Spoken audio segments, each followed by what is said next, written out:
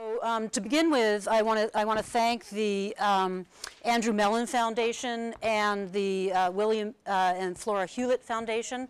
They have both been funders of our project, both last year as part of our planning process, and this year the Matterhorn Build project, which is the open source Opencast platform that I'm going to talk further about in a little bit. So, and in fact, Ira Fuchs from Mellon is here today. So I just outed you, Ira. Sorry. So I'm going to start a little bit with some context, some of the sort of the roots and the reasoning behind the project, the establishment of the Opencast community, and then talk a little bit about Matterhorn project and the product and the technology.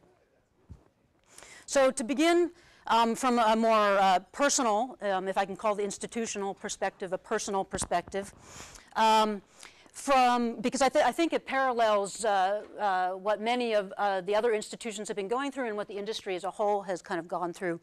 Starting back in the mid-90s, we had a researcher on campus who was had a Berkeley Multimedia Research Center. He was exploring these different issues of capturing his lectures and sharing those on the web with his students. Pretty soon there were many faculty across campus who wanted to do that as well, and he quickly learned that he didn't want to be a support and services unit.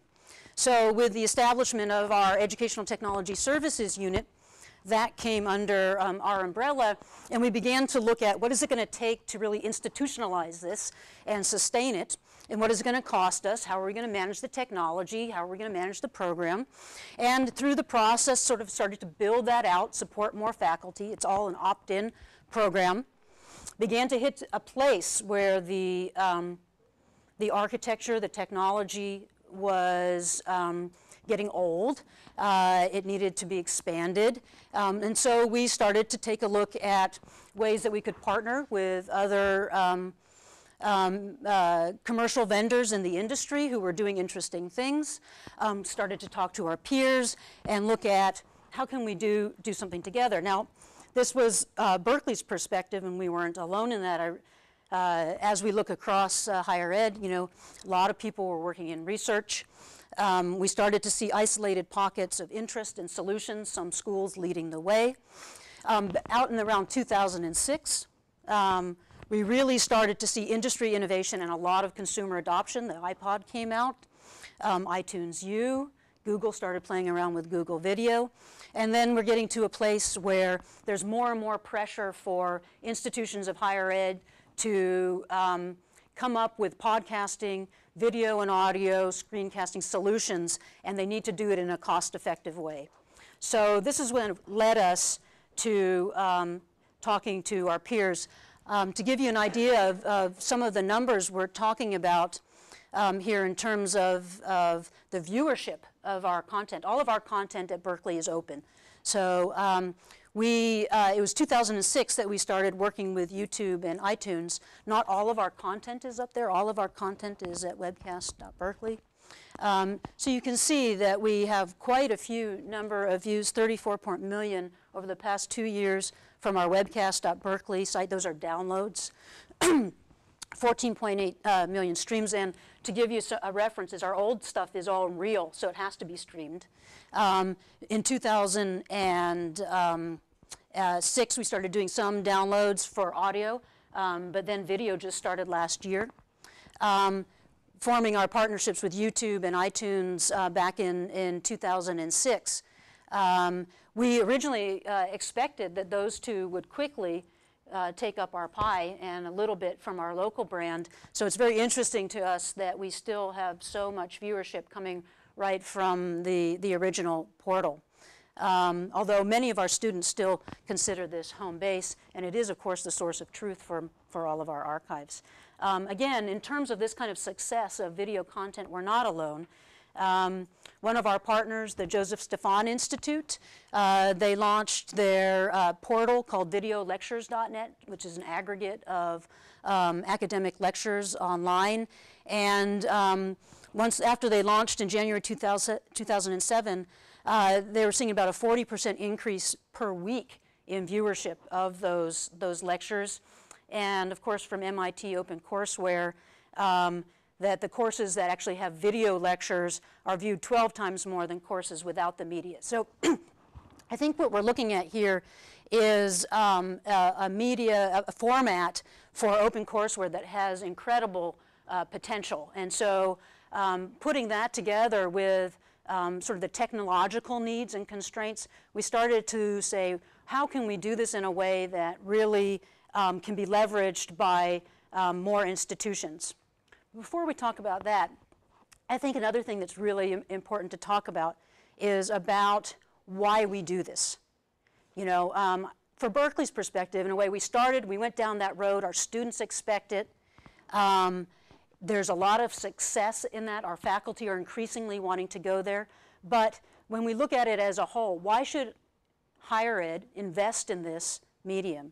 So in 2006, we have an incoming freshman survey that we do every year, and we asked our incoming freshmen whether they wanted their courses podcast. So 73% of our incoming freshmen said yes. Now that's 2006. That's when the iPod is still fairly new. It's just really catching on. So I'd like to ask that question again and see what answer we get. We also did a number of surveys. We did working with students, focus groups, and sort of user experience research. We went out and observed students using this technology and asked them and observed them using it. And this is, these are the answers that we came up with about why the students are actually using it. The first one is time shifting. Now you can put that in a very negative light, and sometimes faculty will, which is to say that, you know, well then if I do this, the students won't come to lecture. But in fact, our students are facing pressures that students 20 years ago weren't facing. Many of them have families, many of them are holding down 1 or 2 jobs, and we want to do everything we can to enable them to get through these courses, and especially, you know, at a place like Berkeley, a place like MIT, these are very intense courses, and missing a class can be incredibly detrimental. So this allows them to go to the class if they've missed it and view it and replay it. They also use it as a study tool. So even if they're in the class, the ability to go back and look at this content, revisit it. Often students will mark in their notes when in the class a certain concept came up, and so they can go back and find that in the video, which of course is going to raise another question, which Brandon will be talking about, is the issue of discoverability of content within a video. Learning from other instructors. The fact that they can go and find the same concept in multiple lectures taught by different professors. So maybe I didn't understand the way my professor explained it. I can go and hear it from somebody else. I can go and hear how an MIT professor explains it. So that's incredibly important to them in terms of how they scaffold their learning. If they have any kind of disability, learning disabilities, if they're audio, we often use this technology to help bring in captioning and things like that. So with learning disabilities, they've told us, I can just put my notes aside and I can just focus. I can be there in that lecture because I know I can come back and listen to it again. Or I have a hard time processing this and I want to slow it down. The professor speaks too quickly. Or I want to speed it up because the professor is very slow. So all of these things come into play, as well as simply for course shopping. I want to take a course. I can take Professor X or Professor Y. Let me actually see how they teach this, and I can make a good, solid decision. So I want to play this. The university asked me if I'd be willing to webcast, and I said, what's that? You know, they explained it to me, and I said, oh, that might be useful if one of my students misses a class. So I asked my class, I said, would you please email me if you're using the webcast? And I got an answer from Missouri. So the next lecture I said, anybody who's not in Berkeley, please email me. 87 countries so far. Just to review the infrared. The far infrared is so far away from the visible. It's because I'm standing here basically 300 degrees Celsius. Do you think that people who run companies never think about right and wrong, only think about dollars? Yeah. Wow. you're right. And the planetary system, well, it's got all these little balls separated by tens of millions of miles. And the balls themselves aren't very big. Our Earth, just a little thing, a little speck of dust.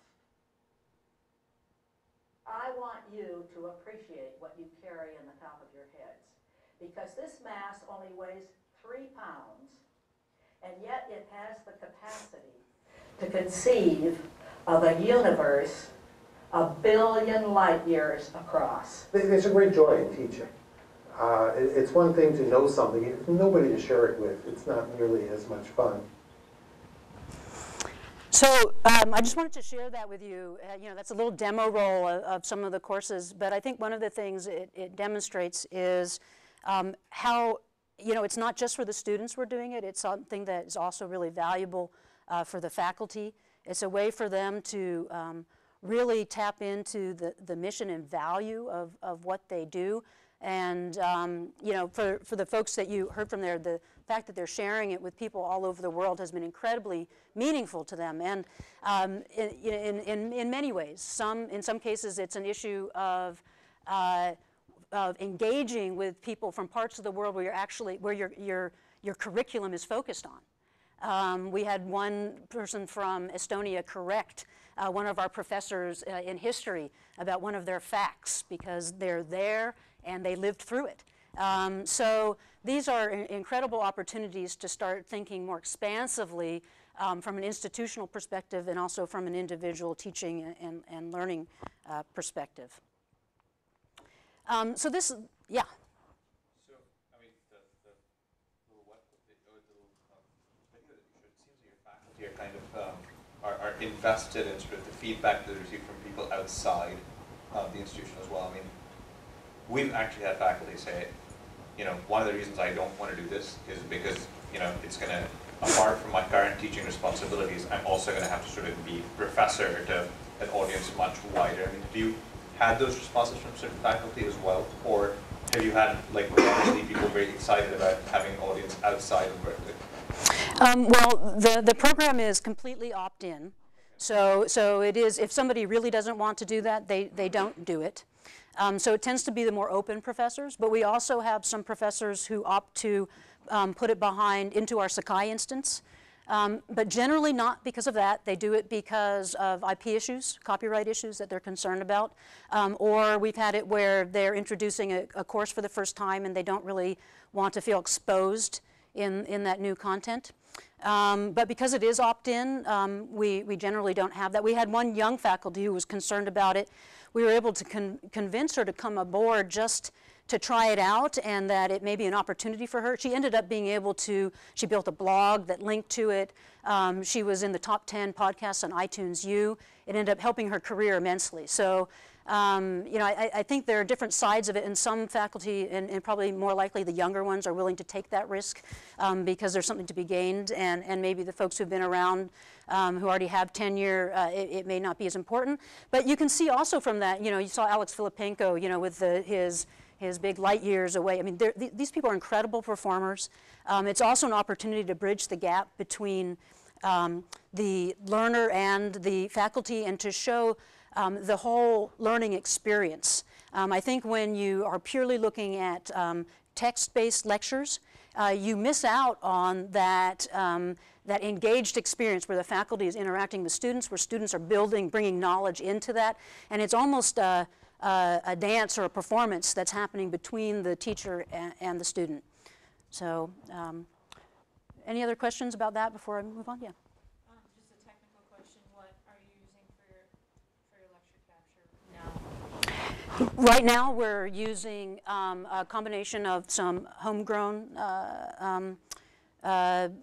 software and podcast producer from Apple.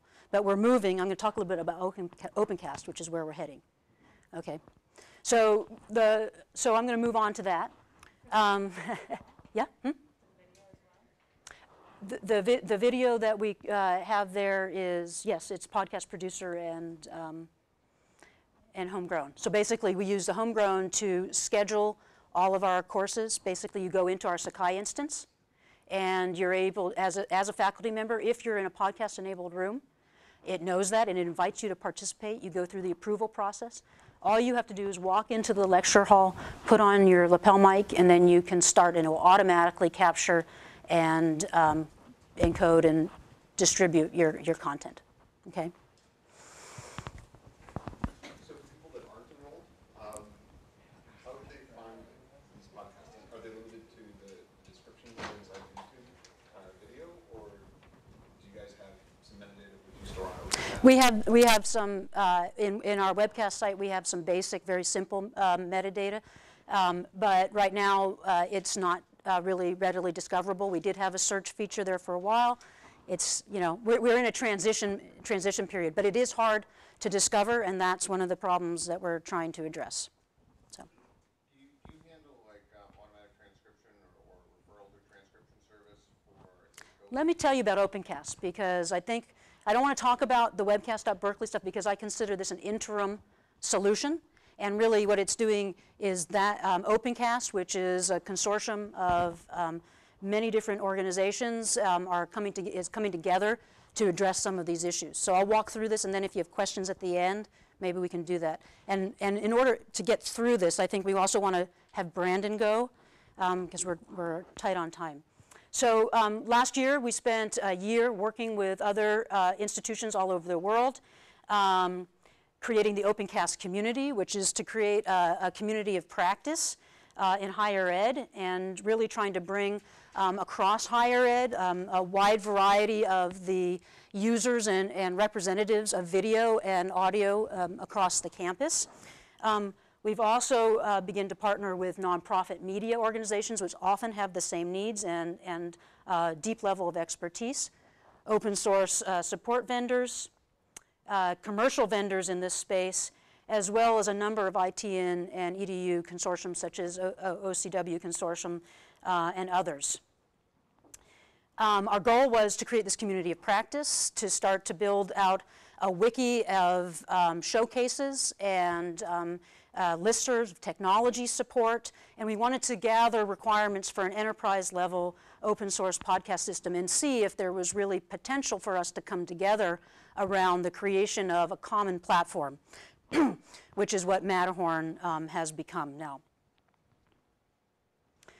Some of the challenges that we identified that were common across these institutions, and I should say there are a large number of institutions in Europe as well as North America, and now increasing interest in Australia as well, and in South Africa. But that we were all faced with unsustainable systems if we'd already built something at home. The fact that we all individually were working on very similar kinds of tools, that we were having to maintain them ourselves is a very common problem that we face in higher ed. As we started to look out, the costs and constraints of the vendor solutions were very limiting and created a big barrier for us to go out and have to reinvest and leave behind the initial investments we already made. The fact that the vendor systems are all proprietary code made it very difficult for us to think about how to take parts of it and keep our investment in other parts, or how to share it with others. There was very limited enterprise integration, and I think it's really important to see this as being something that's at the center of your institutional enterprise, because it ties back into your student systems, ties into your learning management systems, your publishing systems, and so we really had to think about it in a much bigger way than many of the different vendor systems, or even in our homegrown systems we were really thinking about it. The issue of accessibility, which the gentleman here raised, preservation. When we were working in proprietary formats, preservation could go out the door. All of our old content is in reel, so good luck, 25 years from now. When we started to look at our partners' tools, there was no way we could figure out how to have them all play together. They are overlapping, different code bases. So we realized we really need to look more at an open API and services-oriented architecture in order to ensure that we had sustainability into the future. And so that really takes us to this Matterhorn project, which is producing this open source podcasting platform. So we have initial funding for a year project. Our goal is to produce a very comprehensive set of services and also a reference implementation. And I'll walk through the span of what that reference implementation is going to look like. But essentially, we're talking about a lecture capture system, distribution management, so you can get that content out to a multimedia portal, WordPress, homegrown, or iTunes or YouTube, and what we are calling engaged tools, which is where users actually get to interact with this material in more interesting ways, as well as discover the content. Our partners, we have 13 institutions that are involved in the production of Matterhorn 1, and those are up in the green. You can see we're about half European and half North American. But we also, because we started with the community building, we have a very large and growing community. I think in one of my earlier slides I said 500. Individuals are part of the listservs, about 250 institutions, and that continues to grow. And we're starting to find more institutions who actually want to not just look at adoption in the future, but also start to contribute resource to the building. So we have a place on our website about how to start contributing and engaging in the actual production as well. And of course, that puts us into this situation that we all face when we're having collaborations, which you always wonder why you don't go back to why didn't we just do it ourselves and put our blinders on and do it that way. But hopefully we'll end up with a much more powerful system, and 2 + 2 will equal 10.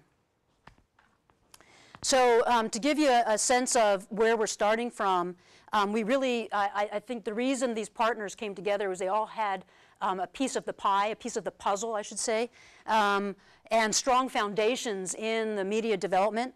So I'm just going to show you a couple of examples. Here at Berkeley, we did a lot of work in thinking through the workflow of the participation management, which seems kind of mundane, but actually when you're talking about 40 classrooms that are podcast enabled, every semester, that's about 550 professors you're inviting to participate.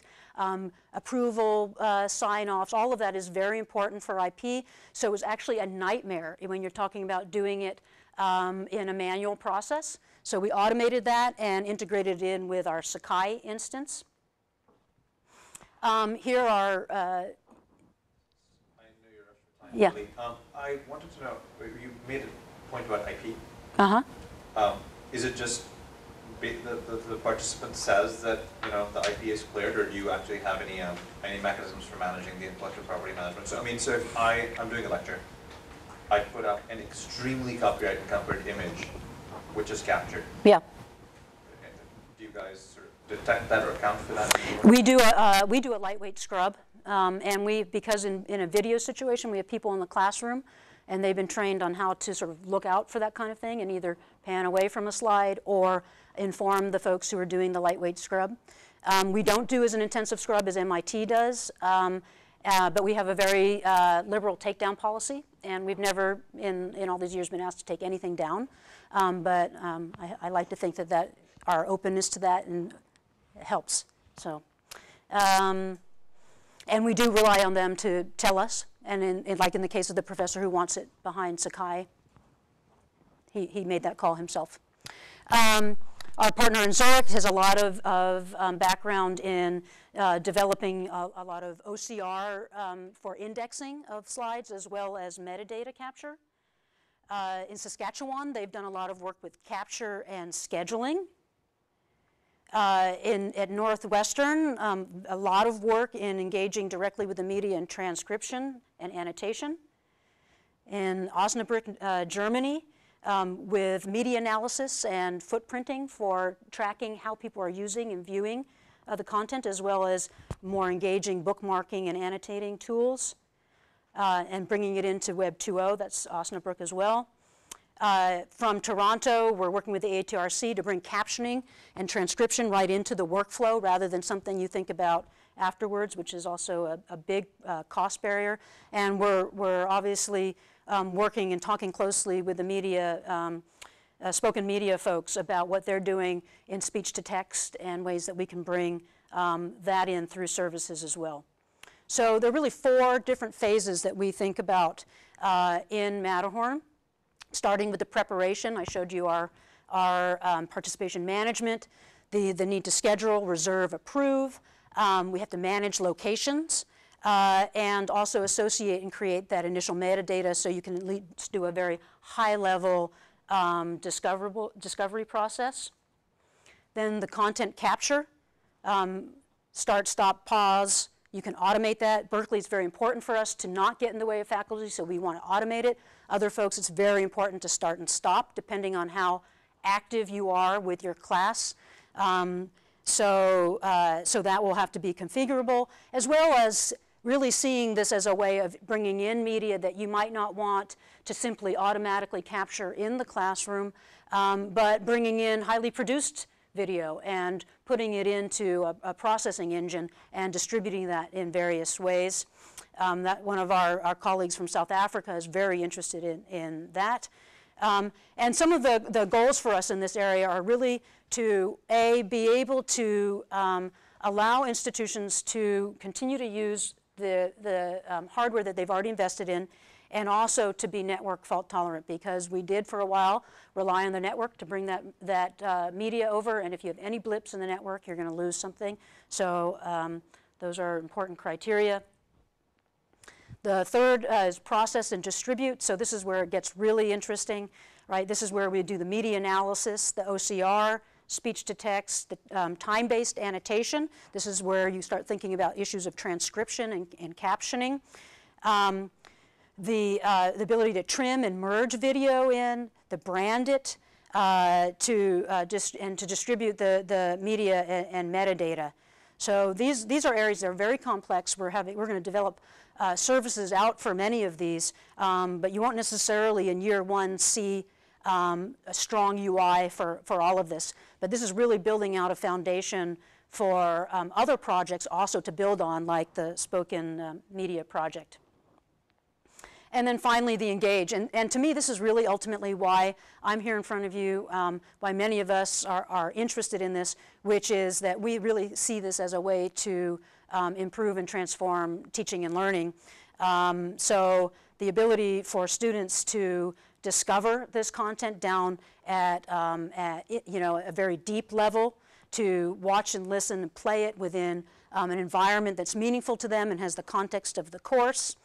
For them to find ways to bundle and share it, to attach it to notes, and to embed it in their assignments.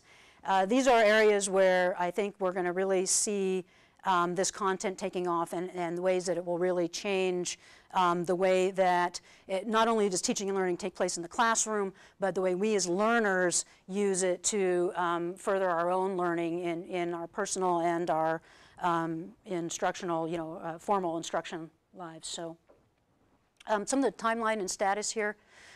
We completed our planning grant in June, and we received the funding for Matterhorn in June from Mellon, and now in August from Hewlett. So we're fully funded for our first year. And so a year from now, we should have Matterhorn 1.0 if all goes well. And we're really looking at building out a whole sort of ecosystem of funding around this. We have an advisory group to help us do that. And I think we're really off with a big bang start. Ways for people to get involved is to join the community list. There is a lot going on the list right now. So if you don't want to be inundated with all sorts of production work, I'd be careful. There's one that's for the Opencast community, which is a little bit lighter. And I would head there unless you're really interested in seeing where the technology and everything is going, and then you should join the Matterhorn list. We're working a lot with a number of institutions about how they might use this, developing requirements. Very important for us that this is a system that institutions, big and small, can adopt. And so engaging people in those functional requirements and user testing is really important. So if you guys have anyone you want to contribute to that effort, we can take advantage of that. And of course, user testing and user interaction. And these are the links. So I think in order to get Brandon in, I want to jump over to him, and then you can ask more questions.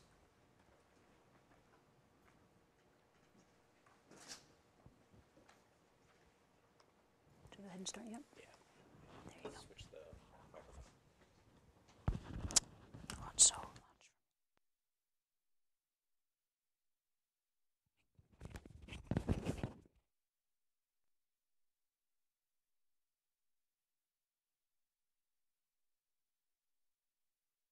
Okay. Over there? Okay, great. Thank you, Mira. So Mira just spent some time talking about what does Berkeley do with respect to podcasting, webcasting of video. How does that play into kind of a larger process of what other universities and kind of what the ecosystem as a whole is doing? I'm going to talk about a specific project that might be able to plug into some of the work that Matterhorn's doing. So a little bit of a recap. So if Opencast is the community, the Spoken Media Project, which I represent, is a community member. If Matterhorn is the project, Spoken Media is an external participant, and we're conceiving of it as a service that plugs into the infrastructure that sort of the funded group of folks are developing and participating as part of the community. We'll probably participate on a couple different levels. There's a kind of processing step. So you get video, you start to encode it, to do some of the captioning work, to do some of the light editing work maybe. We'll plug Spoken Media in as part of that process, as an option within that process. And then Mara at the back end was talking about the engage. So the really interesting stuff of how are students and faculty using the materials, how are learners out in the wild using those materials. Some of the things we start to address are discoverability. Your question about, so how do you find all of these materials? And then talking about some of those interactions that you can do on Web 2.0 sites now, like YouTube, but you can't do on the university iterations of those. We'll start to look at some of those. I'm going to fast forward a little bit. So what video and where? So if I'm an enrolled student at UC Berkeley, I know that I can go to webcast.berkeley, I can go to iTunes, I can go to YouTube to get those videos. If I'm using MIT OpenCourseware, I know that I can go to MIT OpenCourseware to find those materials. But if I'm just kind of in the world at large, how am I going to find that stuff? I might know about YouTube or YouTube Edu. I might know about iTunes U, or I'll use a search engine to go out and find those, do a search. So here's my current favorite example. I loved how you used wine and glass as your example, and I use angular momentum. If I go to Google and do a search for angular momentum, I get almost 3 million hits. But then I also have to realize that it's a segmented search, so I'm just looking over web pages and not over video. So if I go ahead and take a look at the video link, I get back about 400 results. And for what I'm trying to find on angular momentum, what are some general principles, how does it work, the videos are actually pretty reasonable. I've actually also done this search on Bing. Get back less results. The web search is okay. The video search, the first 6 results are a watchmaker in Switzerland, which is great for the watchmaker, but not so good for me trying to figure out how to use or learn about angular momentum. A little bit about some of the challenges. So you asked, how do you find these materials? I'm trying to pick on each of the 2 groups equally. So here we have a Walter Lewin video from MIT, and the search is all based off the title. And over here, there are actually some keywords which are describing the general concepts that are going on in class. Here's the webcast, and to be fair, I did kind of pick the worst possible one. But the difference is, if I'm at Berkeley, I know that I want to go to Physics 8 for Spring 2009 and look at the lectures. And I'm also pretty likely to understand which lecture I missed, which one I want to find out more about. So this interface just shows me kind of Physics 8A and then lecture 1, 2, 3, 4, 5, 6. Are there some things that we can do with metadata and some of the descriptive processes to help out? I'm going to skip this one. Some of the challenges on use, interaction with the whole thing. I only get the full video when I start to look at these things. So we saw that there were some keywords for this angular momentum example. Here's Walter Lewin again. And This is an actual comment from YouTube. It's 51 minutes long. If I want to learn about angular momentum, I may not want to spend 51 minutes. There are probably some segments inside this video that are much more useful. And also, to be fair, there are a couple different interfaces with which to find some of that material. Actually, maybe I will go back a slide or two. So that's what the folks over at videolectures.net have done. They've actually come through. No? We did that, Brandon. All right, we did that, and they're using it. So why aren't we using it? No, it's on our site too. You just couldn't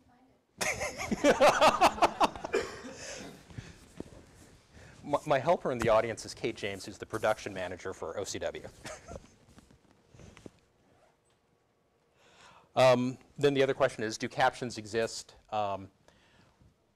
And also, what's the cost of doing that captioning? One of the examples that Mara didn't use, for a typical course that they webcast, it costs, what, about $5,000 to capture the course. There's a cost-sharing mechanism involved between the departments and the university. But if there's an accommodation request for captioning, it costs about $7,000. So it's more expensive to caption the course than it is to capture it. And so that starts to drive decisions on what do you caption. You caption stuff, certainly in the Berkeley case, an example of those things you've been requested. But what happens if you could caption everything to some level of accuracy? All right, we'll skip that one. So this is what we have today. This is a project that was developed by a researcher in computer science at MIT. It was funded by the iCampus MIT Microsoft Alliance. This work is from about 2006. It also uses real video, which at the time was the state of the art and the way to go. The interface lets you do a search. So you can do a search through the entire transcript of the video and go to the exact point in time at which that word was stated. So let's see. Over here on this side, we see this is where the search results are. You can see it's sort of broken up into chunks. And each of those chunks is kind of a conceptual phrase, if you will, of the video and what's going on in the video. I can hit play in any number of places, and the video would start playing, and I actually have what's a bouncing ball that follows along with the words that are being said. But what's interesting is this transcript was developed entirely automatically. What's interesting is this is a different transcript than the one that, there's a cleaned up version of this that's you can use on a couple of the other sites. You want to say anything else about that? Nope. Okay. Why lectures? So Jim Glass has been doing research in spoken language for quite a number of years, and he started to think about what's different and what areas can he do some interesting and new novel research in. Lectures happens to be one of them. They're a little different than a lot of the other research that goes on in speech recognition, which tends to focus on broadcast news or the interactive voice response systems when you call up your credit card, and it never understands me. So I'm always pushing buttons or just hitting 0 or star just to get to an operator. But lectures are different. There's usually a single person. They're conversational. There's lots of starts and stops, pauses, unlike broadcast news, where it's usually one or two people seated at a desk. They're very well trained on how to present information, speak very clearly, look at the camera, all of those sorts of things. And there's only about 300 unique words in any given hour-long news broadcast. Makes it a whole lot easier to try and figure out what all of those words might be. Lectures can be all over the map. So my previous examples have been in physics, but in chemistry, the hard sciences, engineering, there are lots of words that most normal people never say. Eigenvalue is one of them. So Jim Glass did some research. He came up with a software engine to do processing and a browser to play it back. We've seen the browser. I'll talk a little bit about the workflow and how everything kind of comes together. You take a video. We really only need the audio. Pull the audio out. We need some way of knowing what words are going to be spoken within that audio segment. Take lecture notes, take syllabi, take textbooks, take research papers to sort of train the system. So you take the audio, you take that text, if you have, if you're going to do an entire semester or quarter-long course, and you're going to have 10 to 45 lectures, it makes sense to spend a little bit of time, or have the system spend a little bit of time creating a model for how the speaker speaks and how he or she says words and how they're going to be recognized. It's probably also worth mentioning this is kind of all of an after-the-fact system and not a train it up front system and then do the processing. So it works much better if you have like large bodies of video to process, and or you don't necessarily want to force your lecturers to sit and read a script to train the system. The audio, the speaker model, the domain model go into the speech processor, some magic occurs, and a time-coded transcript comes out the back end. That transcript's about 80 or 85% accurate after doing all of the tricks that Jim Glass has figured out. The current system is a by-hand system. It is a research-based system. It's a system that's been worked on by a number of graduate students. Any of you that have kind of developed software or worked with is a student-based development methodology, it's kind of all over the map. So the group that I work in at MIT, we're taking this software with Jim Glass's permission and trying to figure out how do we scale it up and take it out of being a completely manual system to being something that's automated. And it's something that's automated in a way that will let us use it for MIT and the various different video that we produce at MIT. Once we do that, we can open it up to the world at large. It's probably going to be a web-based service, which I guess I might as well go ahead to. It's optimized for lecture-style content. We're not sure about other languages. We know that Jim Glass is doing some research in Chinese. It will be initially hosted at MIT, and you'll submit and run jobs through it, through MIT to do it. One of the things that Jim Glass is interested in is continuing to get data for his research. So one of the agreements that we're going to be discussing with the folks who might participate in this service is donating the audio and the transcripts back to Jim Glass so he can continue to improve the service, getting a whole lot more speakers, lots of different types of content, so he can make the system better for everybody.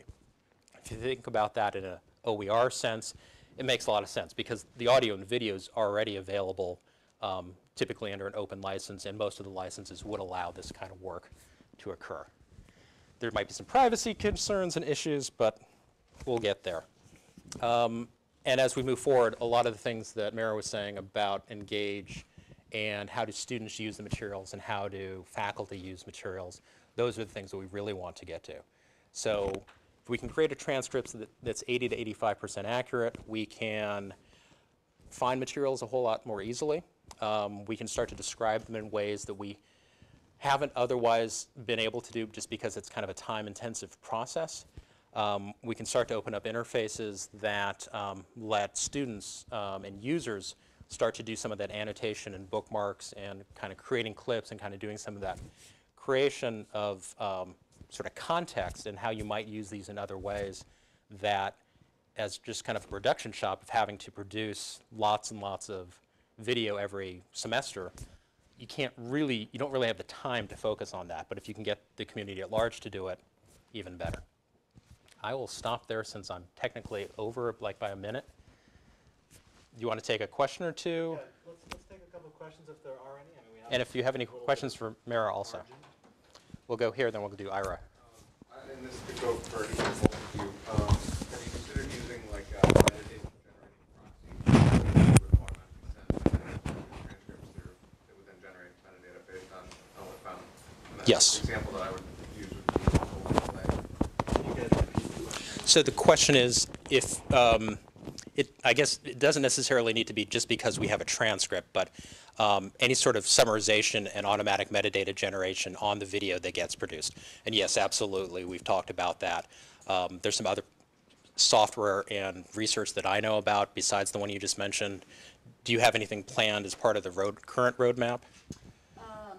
Yes, but I don't know all the details about Okay. the technical side of that. Yeah. And so, But I would just add that there's a metadata working group that's part of the Opencast community that's talking about this kind of Right. issue. all right. Ira?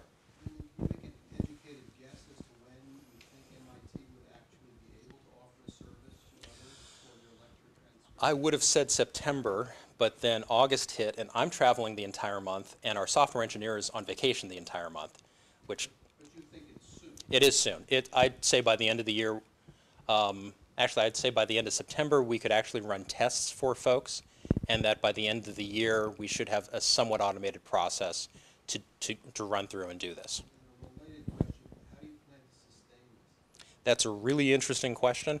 At the same time, we're doing this research transition work, and Kate knows this a whole lot better than me. There's a video strategy group at MIT looking at how is MIT producing video and how is it supporting that production, and also hopefully how do you reduce the cost for certain elements of that.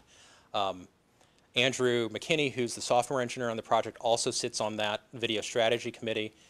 It's our intent to bring it in as part of that discussion. So as the campus looks at how it supports video production as a whole, this gets wrapped in as part of it. That doesn't necessarily address kind of the service at large issue. Right now, we don't know what it's going to cost to maintain it or support it. It might not be a high-cost effort. From what I understand, in the research lab, there's a cluster of about 40 machines that can process a video, an hour-long video in 8 minutes. And so if we thought about this in a cloud computing sense, there's a bandwidth charge to get the video up there. There's a little bit of a processing charge. There's a big spike if you have to process a lot of videos, go backwards and process it. But an ongoing cost, it should not be that expensive at all. And if we do it in a cloud computing kind of mentality or environment, it's really easy for us to say what the costs are. $1.25 to process a video. And just look at a recharge mechanism based off that. Those are the ideas we've had so far. We'll take one more question and wrap it up. You were sort of raising your hand. Okay. All right. Brandon and Mara, thanks so much for your presentation. Thank you.